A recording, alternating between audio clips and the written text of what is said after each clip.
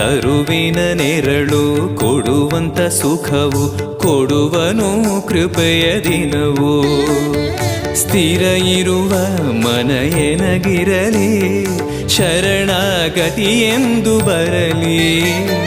ಭಗವಂತನ ಪ್ರಿಯ ಮಗನಿವನ ಸಾರಿ ಬದುಕು ಇರಲಿ.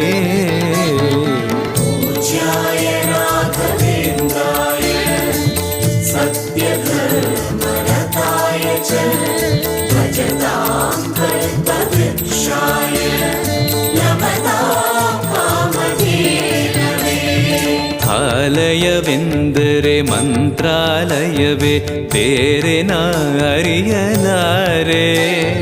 ರಾಜನು ಎಂದರೆ ಶ್ರೀ ಗುರುರಾಜನೇ ಮತ್ತು ನಾ ತಿಳಿಯಲಾರೆ. ಆಲಯವೆಂದರೆ